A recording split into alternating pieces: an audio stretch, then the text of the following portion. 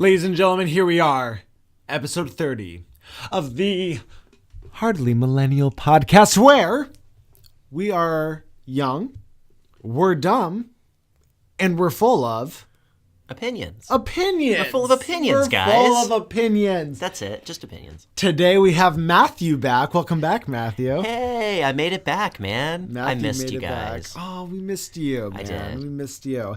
And my name is Adam, but you already knew that. And today's topic is going to be fun. Today we're going to focus on some philosophicals, We're going to get deep today, guys. It's going to get heavy, guys. It's going to get deep. Well, we think. We don't really know what any of the topics are. That's true. They're randomized. They're randomized. We thought it'd be fun to just kind of pick topics out of a hat. Just make them random. We really hope you guys enjoy these unknown randomized conversations that we have, because Matt and I really enjoy them. Well, they make you think on your toes. Yeah, exactly. Which, I have 10 of those to think on. I don't know about you. I have like 6, I think. All right, let's dive into Let's it here, dive Adam. into it. What are we starting with, Matthew? So the first one that we pulled here is actually, it's kind of a heavy one to be the first one, but let's go for it here. So, if someone you loved was killed in front of you, okay, but somebody else created an exact copy of the person that you loved, and that copy was perfect, right down to the atomic level, okay, so an exact perfect copy. Okay. Would they be the same person? And would you love that copy the same way that you loved the person that died? Yeah, that's intense, huh? Whew. First of all, I think it's really interesting that you even have to think about it. You're struggling with it. Well, because I'm trying to really think how I would honestly react in that kind of situation, and I think I feel like I would learn to love that copy the same as I did the original at some point, but I think at first it would be extremely hard for me to do so. Even if they were exactly perfect. Yeah. Like so perfect that you couldn't even really tell. You would forget most of the time. Yes, simply because I would know. But it's just as you said, over time, I think you'd, especially if it's an exact replica, an exact copy. Something about it would bother you, though? I think something about it would bother me. So what if someone came in the middle of the night and switched them out? Like the person, like you had a wife, okay, you love that. Well, and you switched them out, and then like 10 years later, you found out about it. Well, I think it would bother me less. The only reason why it would bother me at first like that is because it's knowing. It's the burden of knowing that this isn't the original. This is the copy. You know what I mean? Really? So yeah. But the thing is, if it is an exact copy, so I'm assuming all the same memories in there, all the same kind of grace and caring and personality exactly and all the same that, thing. right? So I mean, that's why I say over time, I would probably be able to accept him more after I would see with my own eyes just that this truly is just a copy of this person down to the last fucking, atom. But like at first though, it's interesting. It would be tough just because I would know. I think that I would feel like I'm cheating. I would feel bad. I was just going to say it almost would feel like a betrayal at first to the person who died. Like you're replaceable. Immediately something about it bothers me. Yeah. It just does. And I can't really put my finger on it exactly. But something about it is just not right. Yeah. And I don't know. I would feel like I'm cheating death or cheating the situation. Right. And I would just feel really like guilty about that. I just imagine feeling really guilty about it. Well, I look at it as a very so let's look at a very just primitive example here. Okay, let's say you have a number 2 pencil, right? Okay. Never sharpened, nothing, right? It's just this number 2 pencil. And for whatever reason, you have this emotional attachment to this number 2 pencil. Okay. It's pristine. There's no nicks or, anything on it. So you have this number 2 pencil. And then let's say somebody accidentally throws it away. This pencil that you've carried around for years, that you've loved, whatever.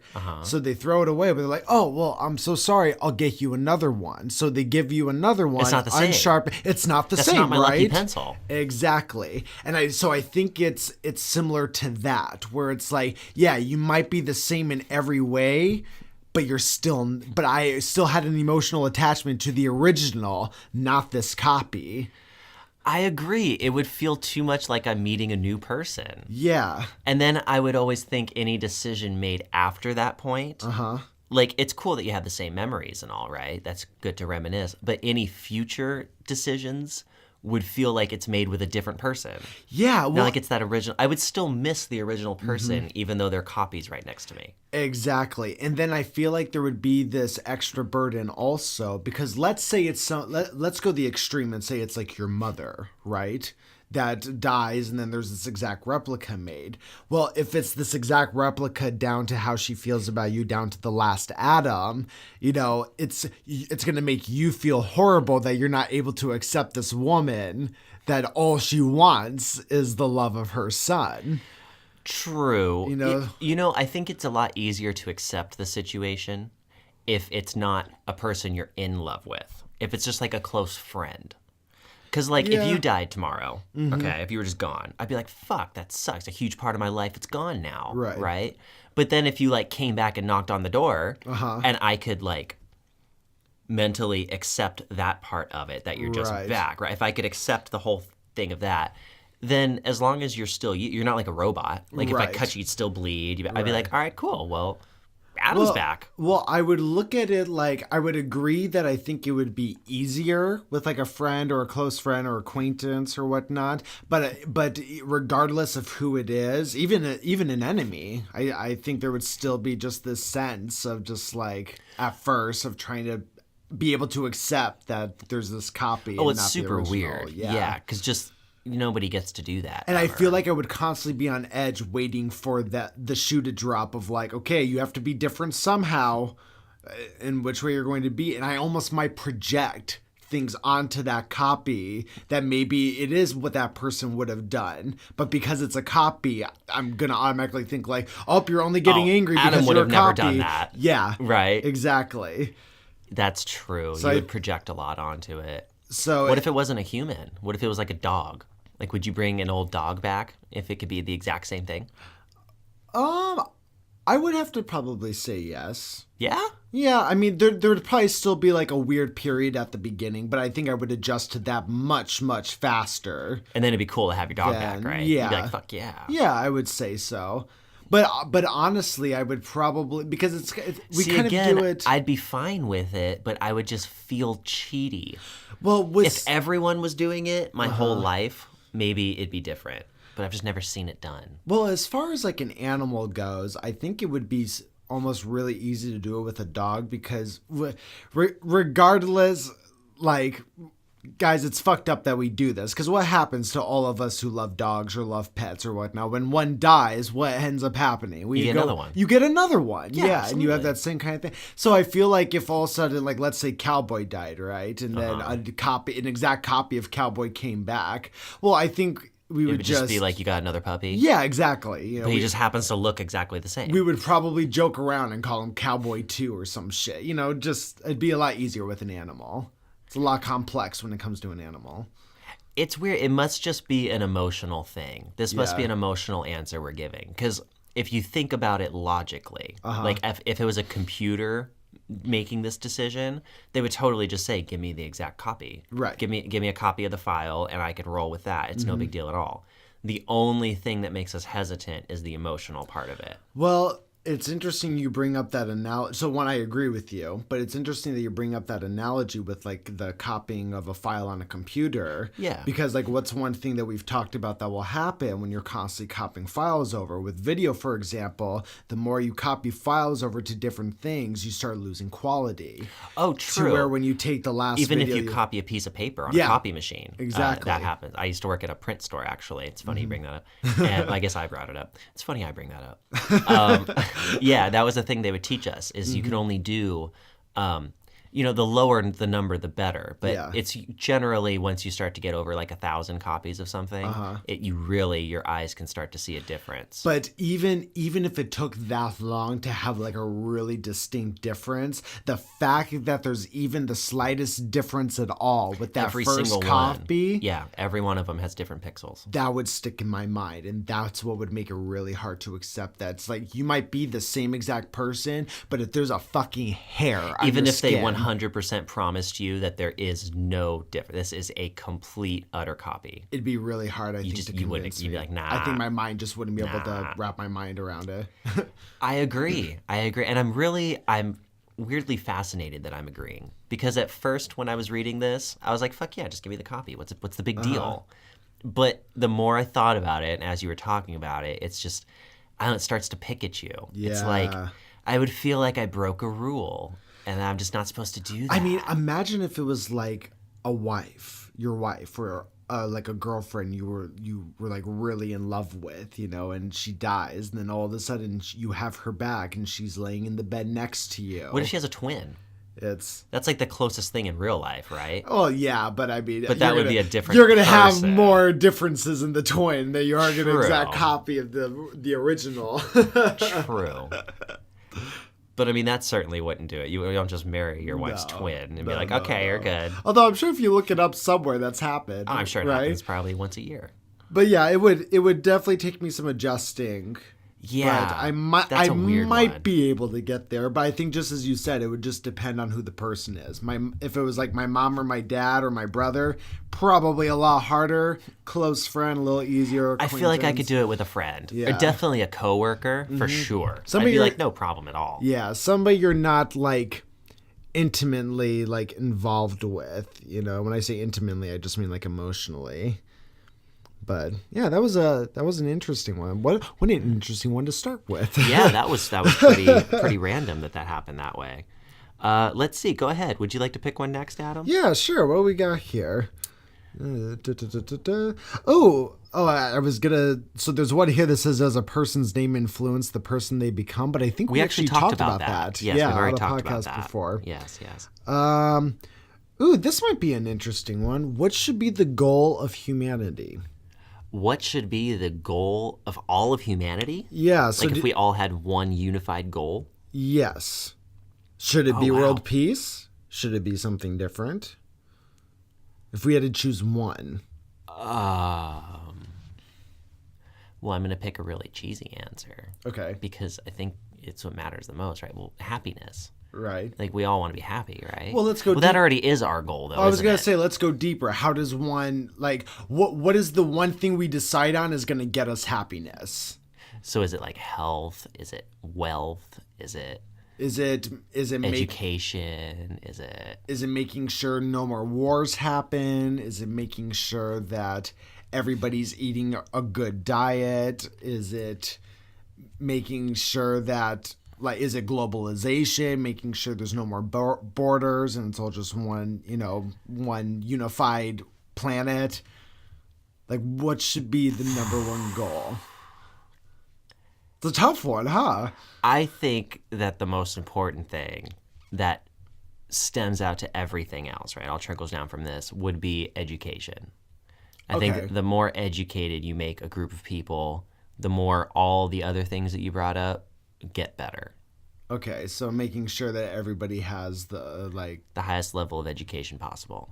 Okay, so you think that in order to do that, they should make it mandatory? Like, should you have to go to school? Yeah, like let's say that there was a system in place that we were like, okay, we know that this is the best education system to go through. Everybody has to do it. No, I don't think you should have to go to school. I think you should want to go to school. But no, it feels weird to think that you should have to be forced to go to school. I understand why they do it because the law, it's actually a law. You have to go to school. Yeah, If you skip 16. school, the truancy officer will come to your and they'll make you go to school. I had kids I knew who. It's literally the police. And I get it because you have to have all of society at some kind of standard. Right. You know what I mean? But it seems weird to me that you don't have standards like that on anything, on the food we eat, or if I want to grow my own food in my backyard, there's no problem with that. If I want to harvest my own energy from the sun, there's no problem with that. But I can't choose to be illiterate if I want to be. I don't know. It just seems weird to me that that's not a freedom we have. Well, yeah, I mean, I don't think it should be required, no. Okay, well, I guess the only reason why I ask is when I think of like unified goal, it's like I feel like that would be the thing of like, so like for example, my answer to the question would be like diet, right? Diet. Make sure you take all the like shit out of the foods, like but in order to get everybody to eat healthy, you would basically have to nix all the shit and give everybody just like, hey, here's the food you can eat because this is the healthy food. So you basically make all the shit food illegal. And then you just say like, hey, here's what you can eat. I don't love the sound of that. Yeah. I get it. Right. But I don't love the sound of that. Or at least just find a way to just push more for. I mean, it's kind of like what we've talked about in countries where drugs are illegal. You know, they put all of their money in saying why drugs are bad. But see, if you educate people, then in theory they would choose to eat healthier because they would know more about the effects of eating healthy. Well, I guess it depends. They would also choose to save more money. They would choose to have smaller families. Well, I guess that begs the question of what kind of education should they offer. So do you think that like some mandatory classes that kids would have to take would be like health and diet classes, or because if you're going to school for liberal arts, you know, that'd be fine. Okay. I think that there should be standardized school. Absolutely. It should just be, better funded. Right. People should care about it a little bit more. There are places in the world where education is regarded very highly. Right. Japan. Yeah, Japan, a lot of European countries. And I think that overall, they have smaller populations. So one could argue that the reason they have less problems is just because they have less people. But I think that a lot of it has to do with education. They care a lot about educating the young people. And then it's proven already that the higher your intelligence goes, the higher your education goes, the smaller family you create, the better paying job you generally get, the less carbon emission you put out. Right. A lot of it is ignorance. People don't understand what they're doing, so they continue to do these things that harm themselves or society. Right. But a lot of times if you educate a person about it, they want to do the right thing. A lot of times they'll change what they're doing and choose to do the right thing once they know that it's right. I feel ya. You know what I mean? I think most people are good and they want to do the right thing. Yeah. I think the reason that there's ghettos and there's places in society that the standards aren't as high as other places is really it stems down to the education. They're generally lower educated parts of the society. Right. Yeah. Okay. Fair enough. I think a good place to start, if you wanted to start somewhere, would be to make community college, what we know of that today, like the new high school. So basically make community college mandatory. Yeah. And now, sorry, it sucks, but you got to do 16 years of school instead of 12. You know what? Just fucking get over it. I 100% agree with you, though, because the first 2 years of college anyway are just your prereq classes, right? So your maths, your readings, your sciences. So it's like, why not just extend it? So you have high school, you finish high school, and then the perk of after high school of going to community college and having that be, as just you said, mandatory, just part of the school experience, is it's just more lax at that point right now. Now people can schedule their classes and how they're going to do it, but you have to do those 2 years. At least you got 2 years is fine. So if you don't want to make it 4, if you want to do an associate's degree or some kind of certificate, that's fine. And then still keep the concept of universities. I understand universities. I think they're guilds, personally. I think that they are very much set up to where you pay this much and you get this certificate from the guild. You have our blessing, basically. Right. It's very much what. But that's fine. I'm willing to accept that in society. We've been doing it a long time. There's a lot of prestige with that. So if you want to be higher educated, you would pay for it. Right. But I think community college is definitely the new high school. Okay, fair enough. There's just so much stuff in the world to learn now. Literally, in the last 10 years, the amount of things to learn has skyrocketed. Well, and I feel like what happens in school these days also, which is why I highly agree with you of making community college mandatory and just part of the school experience, is because I feel like throughout high school, freshman year, you're in high school, sophomore year, you're in high school, junior year, you're in high school. Then senior year comes around and goes, okay, decide what you're going to do for the rest of your life. What are you going to go to college for? Which is where I feel like the 2 years of community college, that's what those 2 years should be utilized for. Is like, okay, you're done with high school. We're still going to teach you a little more, but it's time to give these next 2 years and really start thinking about what it is you want to do. And those last 2 years could be much more specialized. You've already done all your general education. That's all done. Now here's 2 years specifically devoted to what you want to do. You want to be a photographer? You're going to learn about the photography for 2 years. If you want to be a welder, go learn to weld for 2 years. Well, and I think that's the key is you would make community college this entity where you have, the prereqs that you already have to take, your your math, science, comprehensive reading. And then you offer people like, okay, you can take 4 electives. You can take 4 or 5 electives. And then let them choose like, oh, we have one in drawing, we have one in, engineering, we have one in this and this and this and this, and really give people that 2 years to be like, okay, what is it that I want to do? Because I think the only exception should be, I do think there's one exception here. You can choose to do that, or you could also choose to go into the military for 2 years. I think if you wanted to do 2 years of military, because the military will teach you things as well. Right. And if you're not a person who knows what they want to do, because there's going to be that argument. No one in high school knows what they want to do. You're just wasting their time, right? They're going to change. At least they could go in the military and learn some discipline, learn teamwork, learn a lot of essential skills that it takes to be successful in the civilian world. I would argue you just give them that choice after the 2 years of community college. You can continue 2 years in a... Because I also think it's, like I said in the beginning here, I do think it's weird to make it the law that someone has to go to school. Right. I think that's a little strange. So I think if we're going to do that, if we've all accepted as society, Matthew and people like him are wrong, and more of us agree that you need to make school mandatory, cool, but give another outlet as well for people who just adamantly are not into school. Right. Because I get it. There are some people who school is just a struggle for them 100% of the time, and you're beating them down more than building them up. So let them go out and use their hands. Let them go and I'd agree with that, because I also don't agree right now. I believe 16 is the age when kids are allowed to decide for themselves whether or not they want to continue going to school or not. So you can drop out at 16. I don't agree with that either. I don't either. I think it's 18. I agree 18. with you. Otherwise, but that's just it. So you treat the community college like it's, another kind of high school. Yeah. And then, you have the choice to drop out at that point and whatever stigma comes with it. Or like you said, do you want to do military or do you want to do school? I think there have been politicians in the past. I'm not going to throw any specific names out because I'm not super educated in this. But I do think there have been some politicians who have suggested ideas like what we're saying. I think so too, yeah. And I think that the common argument against what we're saying is that it would just be so expensive. Yeah. Right? It would be so expensive to send people to school for 2 more years. It would. I'm not down with that argument either. Because we're literally, if you take every single entity on planet Earth, there's no entity that has more money than we do. Yeah. We have the most of all the entities on planet Earth. Mm-hmm. So if any other example could possibly do it, which there are examples who do it, we should be able to also. Well, and we spend so much money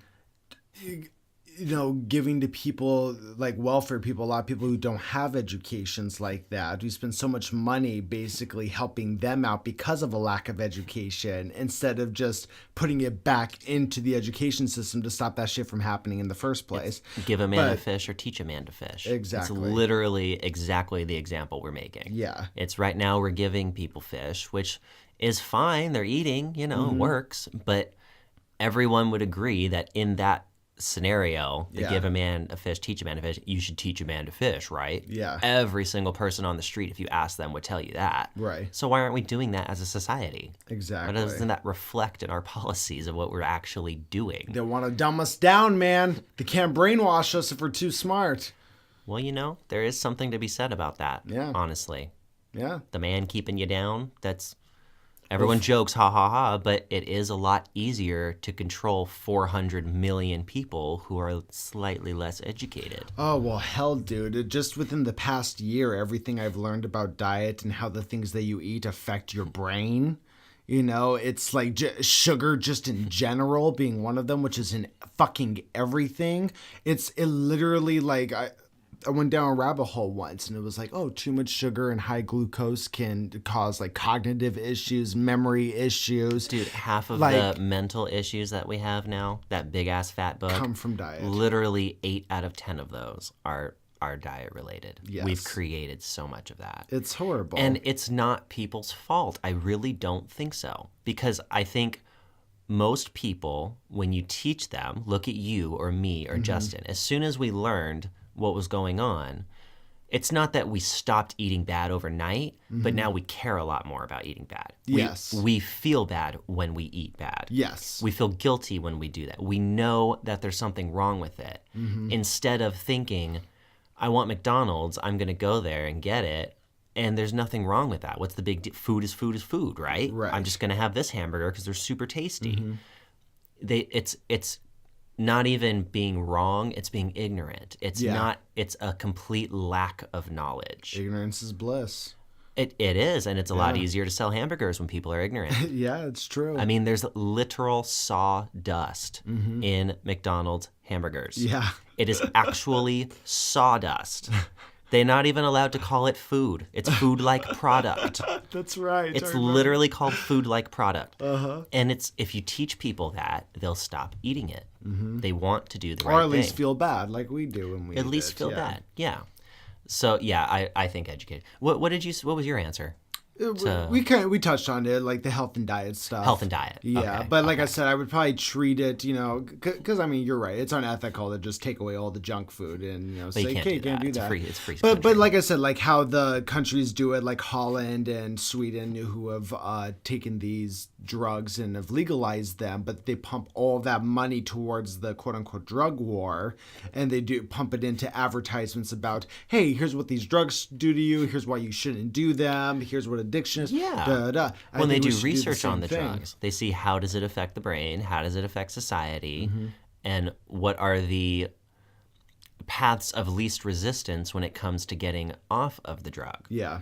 I mean, well, and what was it? I think my cousin's husband is from England, and he was telling me once that it's actually against the law in England for fast food companies to advertise on TV. So you can't have billboards with fast food on it. You can't have commercials with fast food. Interesting. Because it's deemed to be like morally wrong to do so. It's like, so they look at it as the same way we do about advertising cigarettes. You can't have ads for cigarettes on TV. They do the same thing with fast food, because it's trying to get people to indulge in something that's clearly not good for them. The fast food places still exist. Would I agree with that? Would I want to see that in place in our country? Do I like the fact that they have limits on advertising cigarettes? So immediately, my first immediate response, okay, and it may be a little bit emotional, is I don't like it. Okay. My immediate response in my head, the first thing that comes to my head is you should be allowed to advertise anything you want. Right. Guns, sex, tobacco, alcohol. If you're going to sell it, if it's legal to sell it, it should be legal to advertise it. Okay. If you don't want people to see it, you should take away access to it. Okay. And I don't think you should take away access to anything. It should be free. Now, with that said, if I take even the smallest second to think about it logically, of course I agree with it. Yeah. I see the benefit of not advertising tobacco products to the society. Gotcha. They didn't really take any freedom away. I can still get access to it, but it's not glorified as much. Right. I can understand it. So I would say yes. Although I do really feel like it's a slippery slope and that it leads to taking more things away. Yeah. I could see myself agreeing on a ballot to make it illegal to advertise fast food. The reason why I don't mind it is, so I would mind if they were just like kind of what we were talking about, where like, oh, we're just going to take away fast food, right? You can't have fast food anymore. It's illegal for fast food to exist here. Kind of like what we do with gambling, right? It's, unless you're on a reservation, gambling's legal. You can't do it. So I'm actually not against the not advertising it, as long as like people still have access to it. So Right. It's like if it's illegal for McDonald's or Jack in the Box to advertise, fine. But then you can't tell people you can't go to McDonald's or Jack in the Box. It's just, oh God, dude, it's such a slippery slope. I have a hard time giving away freedoms. Yeah. Because then who's to say, where does it stop? Can you advertise your church? If you have a nonprofit church, and someone says, you can't advertise religion in our country. I feel like the way that you would have to do it is there would have to be like an extreme ethics board, right? But one that didn't necessarily focus on whether something was ethical or not, but focused on like how. Sorry, guys. Oh. That was my coffee cup. Oh, is that your coffee tub? Yeah. I was like, what was that? It has a hole in it. But anyways, it's this question of taking these things that are out there and analyzing just how unhealthy is this for the human body. So like we did that with cigarettes, right? We're like, this is super unhealthy for the human body. It shouldn't be something that's advertised. Just like you wouldn't advertise, do heroin. Well, I mean, unless you're a pharmaceutical company.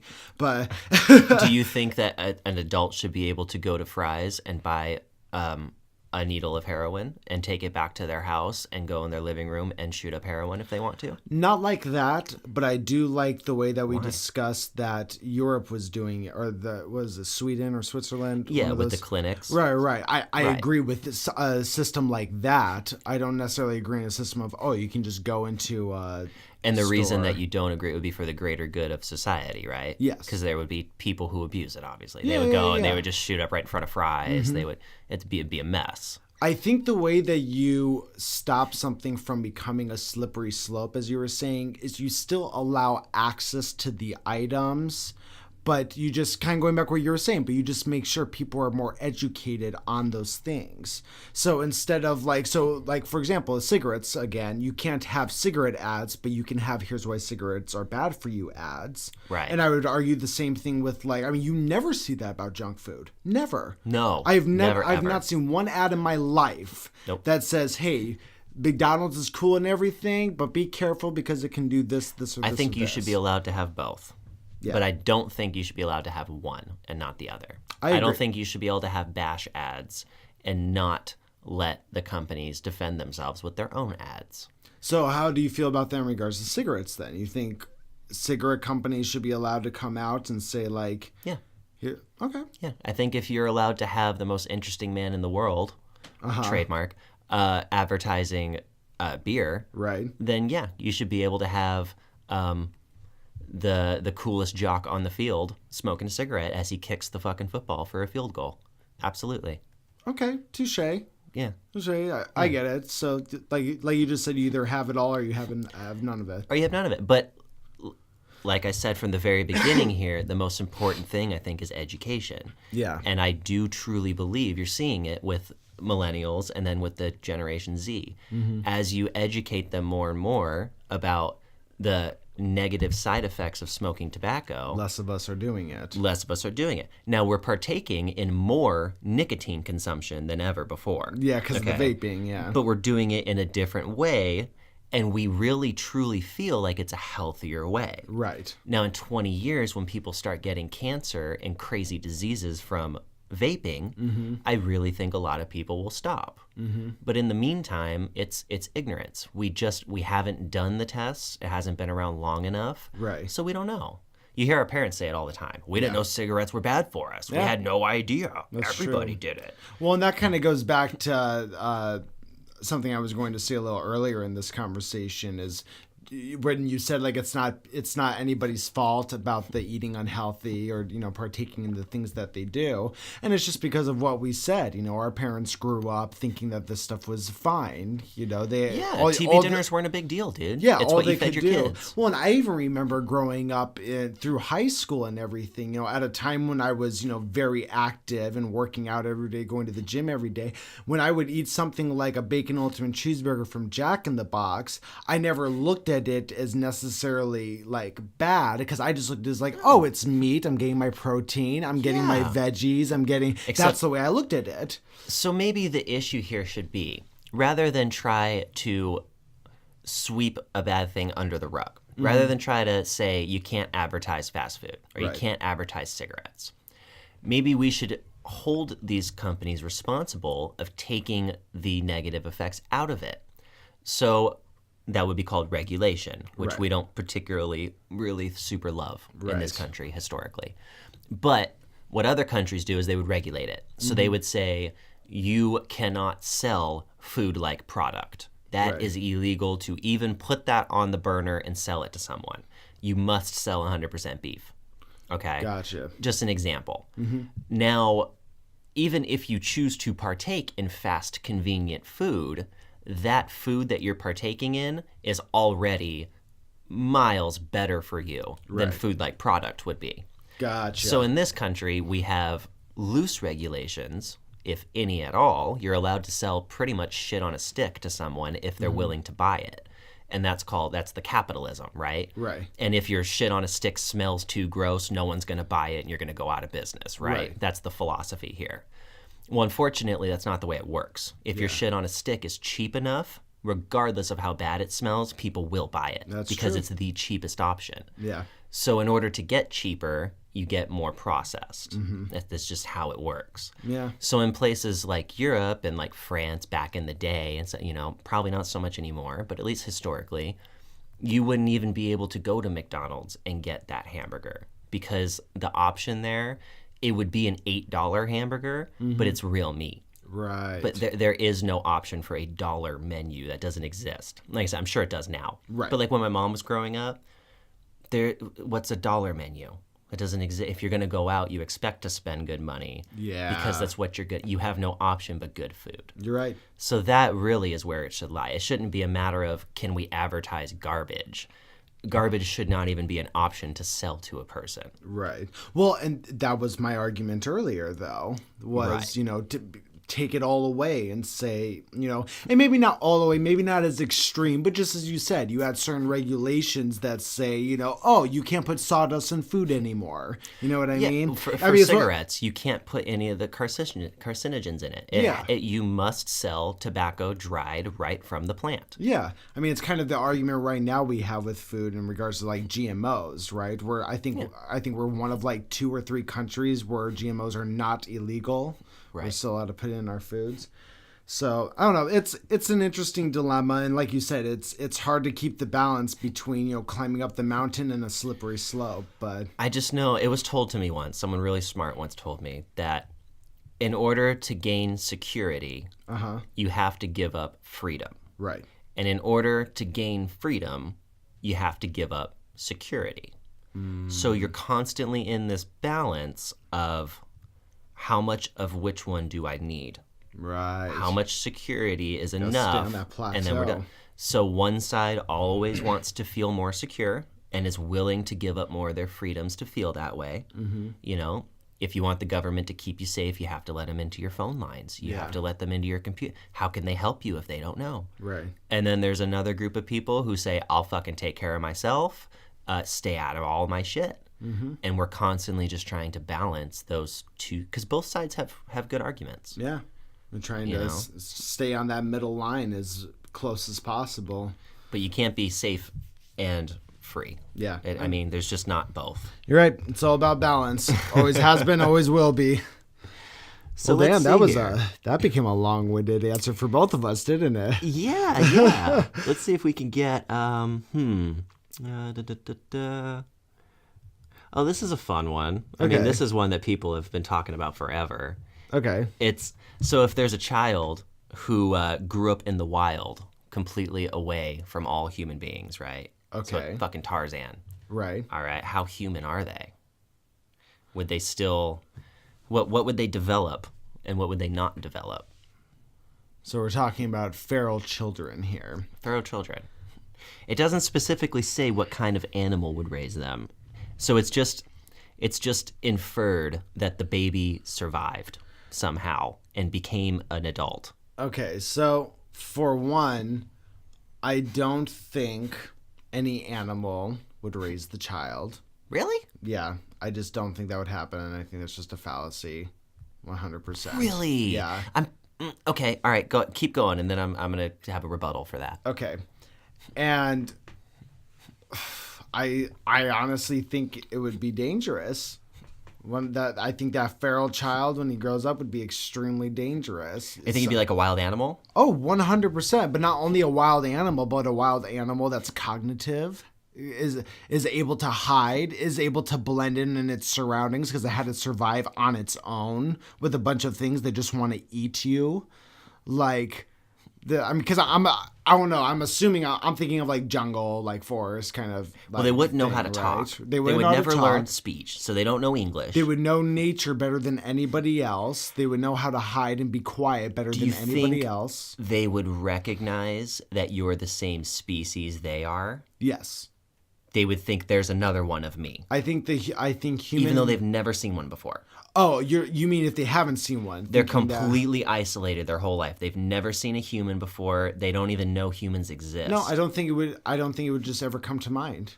They would just know what they know, right? So do you think they would think that we're a different animal? We're a different species? No, or they would know there's another one of me? I think the second they saw us, they would realize this thing looks like me. They'd just be confused as fuck. To me. They'd just be confused as fuck because their whole life they've known nothing but that. It's like a blind person all of a sudden waking up and they can see. They'd be confused as hell. I think it would be a lot like us finding a stereotypical alien. Like the one with the big eyes and the big head. If we walked out into our living room and one was on our couch. Yeah. Or like, I don't know, we went outside and we saw one. Mm-hmm. Like, it's just believable enough, but you'd be totally amazed by it. You'd be like, what the fuck? You'd be taken back. You might be scared of it. You might be super fascinated. Well, and that's the difference. So I think like in that situation, right, you would have like, so let's say this feral child, there's a bunch of people that walk through this forest or jungle or whatever this climate is that this person's in, right? And this feral child sees them, but just never interacts with them. Yeah, but I think it would be like if it was an animal, it would be like, okay, do I have to what do I have to do with this thing? Whereas like if it's a human, it's going to be curiosity of like, you kind of look like me. You don't walk on all fours like everything else does here. What the fuck are you up, against? But well, I think the first thing it would try to do is attack you. Just because knowing humans and the way we work, generally, just from my experience, all the movies, everything I've ever seen, when we encounter something new that we've never seen before, the first thing we do is kill it. We kill it, and then we try to study it. I disagree. Really? I think that maybe happens eventually, but I think the first thing we do is we stay back and we watch it. Okay, what's this thing going to do? Human beings? Yes.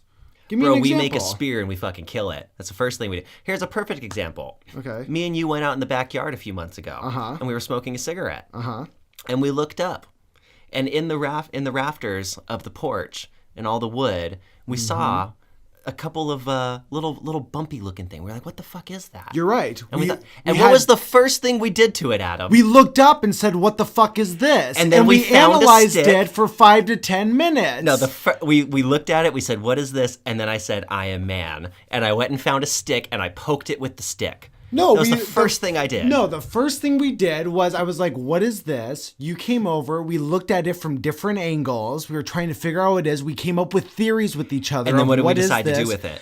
I didn't say we don't do that. I said the first thing we do is we stay back, we watch. So the second thing we would do is kill it. Yes, of course the second thing we do is kill it. Is attack yes. Us. Okay, fine. I can meet you there.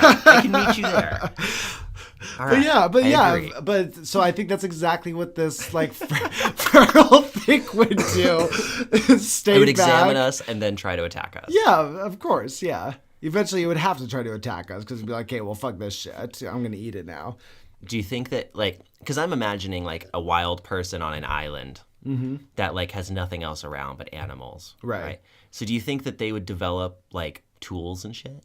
You think they would evolve like we do? Like they'd figure out fire, right? Yeah, I think. How far back do you think they would be? You think they could figure it all out? So I think they would be much smarter than I think we're giving it credit for. Really? Because, well, it kind of goes back to a conversation we had before of, you had a word for it, collective consciousness. Yeah. Right? So because human society as a whole is at a certain level of intelligence, I believe this feral being in the woods or on this island is going to just automatically be at a bit of a higher level of intelligence to start off with. I'm just saying that wasn't the case for the northern Native Americans.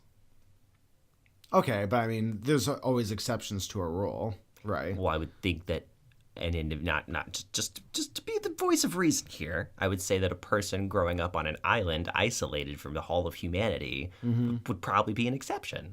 Well, but like going to like the Native Americans though, like they might have been behind of the Europeans, but they certainly weren't cavemen either.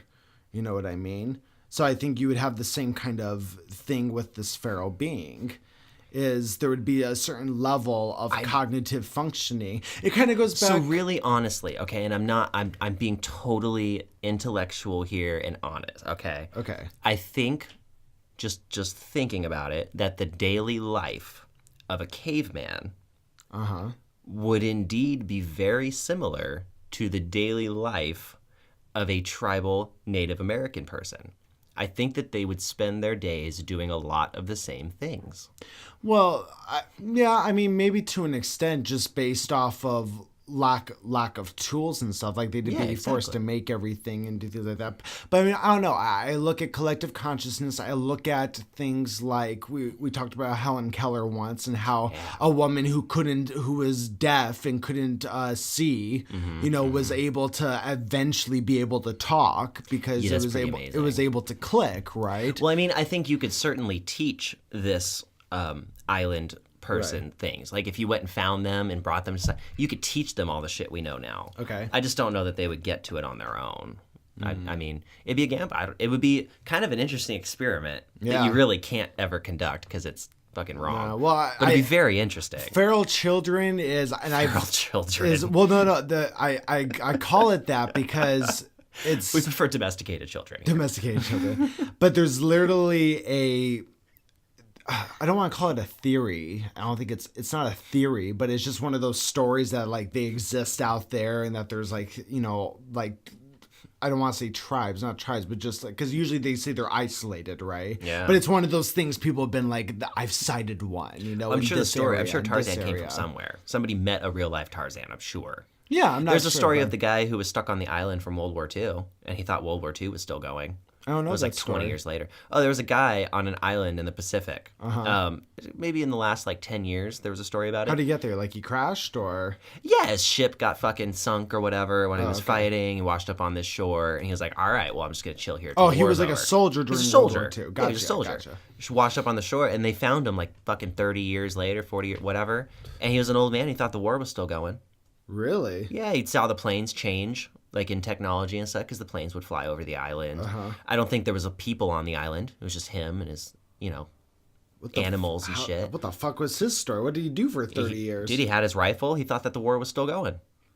That is wild. He never got the message. But like, how did 30 years isolated on an island change this man? I mean, that's a long fucking time to be isolated on an island by yourself. I'm sure it fucked him up mentally. Yeah, I feel like it would have to be. I'm sure he got very lonely. Jesus. So why do you think? So you think animals could raise a child? Well, so I think that gorillas could, because there's the gorilla at the zoo who has the baby. Okay, so that was the first thing I thought of. Of course it is. Okay, right. So what I think would happen is you would have, if let's say it was a child, right? It started off as like this very young child, and let's say there just happened to be a gorilla in a good mood that came by. Sure. You know, saw the child, was like, It could happen. I'm gonna take you for my own child, Right. You know, grab onto my back hair, and but I think eventually the gorillas would just end up killing the child. You think so? Yeah, I think so. But the gorillas don't kill their babies. They don't kill their babies, but this thing is also different. I think something would end up eating the child. I think there are ways that, well, I think that's a big possibility too, but I think there are ways that like gorillas, you know, roughhouse, or really any animal, you know, let's say any animal could pick up this child and try to raise it, you know, amongst the wolves, amongst the gorillas, amongst whatever.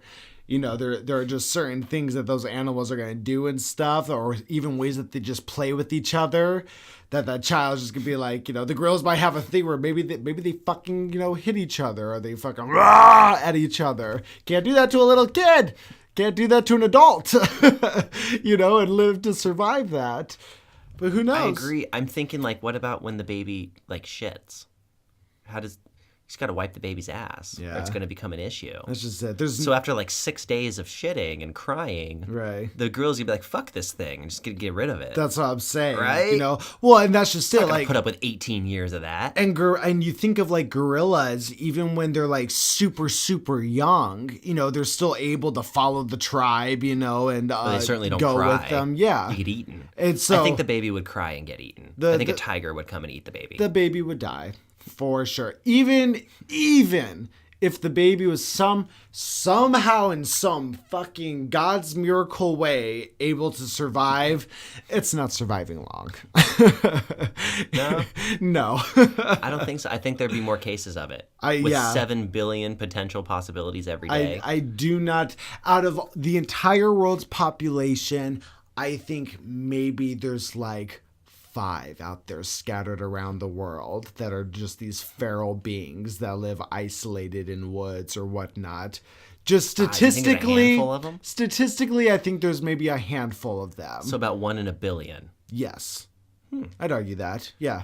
Okay. I'd say so. But I don't think they're living to be 80, you know? Yeah, they're probably living to be 130. Oh, you think so? Yeah, they're not eating all the shit that we eat. Oh my gosh. They're probably living to be super old. That would be an interesting thing. That's what I'm saying. It'd be a great experiment if we could just do it. I think it, so I've had dark thoughts like that before. Oh my. Where I'm like, what if somebody just like took a baby, put them in this like woods or jungle or whatnot, it just put up cameras. We can't have jungle babies. I know we can't, but it's unethical. In the name of science. We are men. We must science. We are men. We must science. Do we have enough time for another one of these? How are we I'm sure here? We have plenty of time. Let's see here. Oh, wow. Time goes by fast. We were talking about education and feral children. I think we have time for one more here, and I'm kind of interested to see how you answer this one. It's a little one, short, easy to the point. Okay. So, Adam, where does your self-worth come from? Where do you get your value? What makes you value yourself the most? Ooh. What makes me value myself the most? I think there are 2 things. And I think I would probably argue this is similar for a lot of people, whether they even know it or not. I would say just what I think of myself and what others think of me. I would say those 2 things add up to self-worth, 100%. For sure. So, like, I have a specific example that would work for me. So, like, a lot of my value that I place on myself comes from my humor. Comes from my ability to entertain and make people laugh. I've always been very, very good at that. And I think that as like a society in whatever community that I'm a part of in whatever given moment, you can always adapt. That's the most value that I bring to that community. Is I'm not the most intellectual person in the world.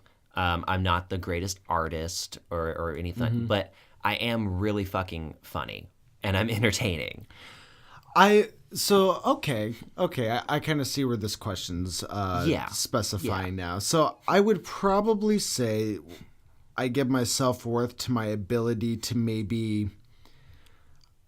I think I'm really good at taking somebody who might be in a bad mood and making them feel better. I don't think that's necessarily something that a lot of people are able to do. Yeah, I think a lot of people suck at that, actually. Yeah, well, like one thing I've always been avid about, and something that I've been complimented about many a times, is I'm a great listener. If you ever need somebody to vent to, I am always there's never been a time I have not been willing to sit there and like just listen to you.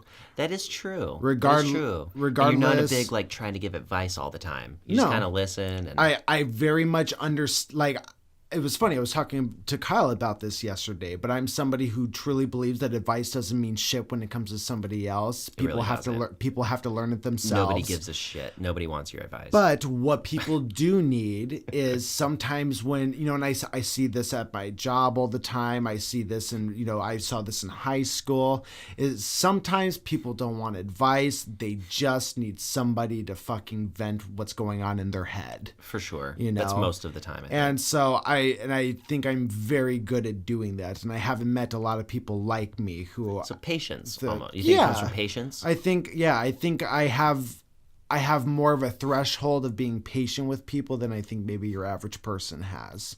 Have you ever had any experience working like with kids or anything? Just because you say patience is your virtue. So. I actually haven't. Have you ever like babysat kids or like taught them things? I have, and I can be patient with kids and such, like in the sense of like maybe if they're crying or something like that, But I mean, I usually try to keep my interaction with kids very minimum because I'm not a big fan of kids, I'm sure when I have kids, I'll love them to death. Oh, for sure. But like other random kids, you're like, exactly. Some people have a passion like for teaching kids or for raising. Exactly. Like Big Brother kind of stuff. Yeah. So because of that, I haven't been put in a lot of situations to test that, is how patient I really would be with a kid. So far, my track record is good, but, I don't know. Kids consistent patience in the long run. I don't know. I don't have the most faith in you, my friend. No, probably I think you'd be good like for a day or two. Then you'd be like, "Fucking A again." Well, yeah.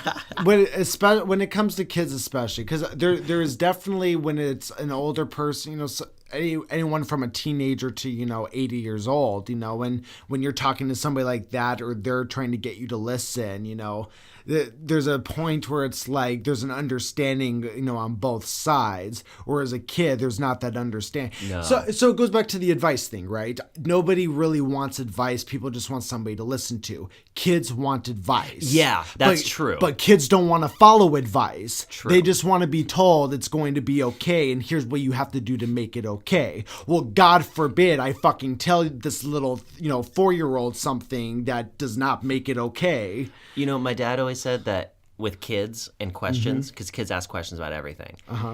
Kids never ask a question that they don't already have an answer to. So, like, he always gave the example when kids ask about sex, right? That's always a big one, right?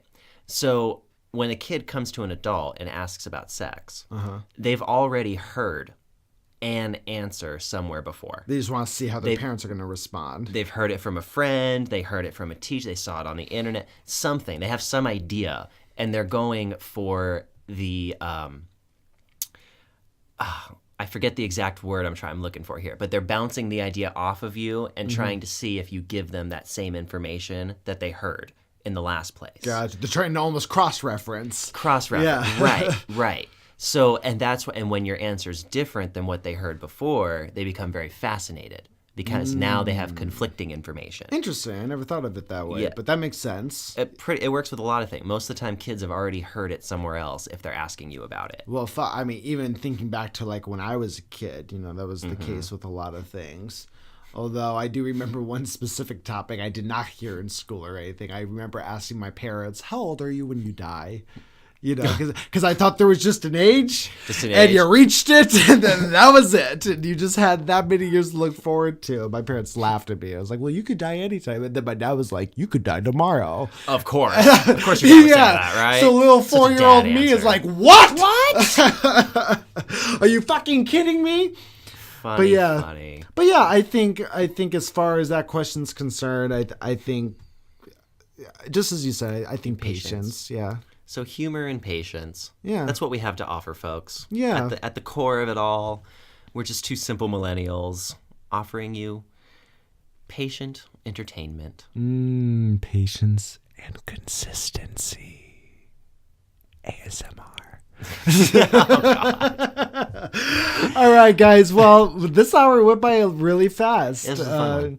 When you were asking about how much time is left, I was like, bro, we probably still have like a half hour. No, I was I like, knew. nope, I knew. It was there. So thank you guys so much for listening today. Wow, we only got to 3 philosophics. When my coffee's done, I know the hour's over. Oh, that's a good way to tell. See, I would just know 5 minutes passed if that was me with coffee. No, I make a fresh cup of coffee every time I start one of these. And by the time it cools off and I can start drinking it, we're about 20 minutes in. And by the time I finish it, we're about 48 to 55 minutes in. Huh. Interesting. Now I'm going to be like paying attention to your coffee drinking. Look at the coffee cup. Okay. All right, guys. Well, we've digressed enough here. Yeah. Thank you so much for listening, guys. Remember, you can check us out on all the social media platforms and check us out on YouTube. For those who stuck around till the end here, just to let you know, we do have a second update coming here soon. Yeah. It is in the works. Matt and I have been working on some scripting for it. In our meantime, too, and another little bonus is we have been working on some different content to get you guys, some different video content that's not an update or a vlog. So it's exciting stuff. Still a little ways out. Still a little ways out. There's stuff in the pipeline, guys. There is definitely stuff in the pipeline, and I mean I would argue it's almost out of the pipeline at this point. Yeah, we made some pretty good progress on it today. Yeah, I'm really excited for it. All right, guys, thank you so much for listening. Any final thoughts, Matthew? I fucking love you guys. Thanks for sticking with us through 30 of these things. I don't know if I would have done it, but you did it, and I appreciate you for it. We love you guys. Remember, like, comment, and subscribe, and share. And peace.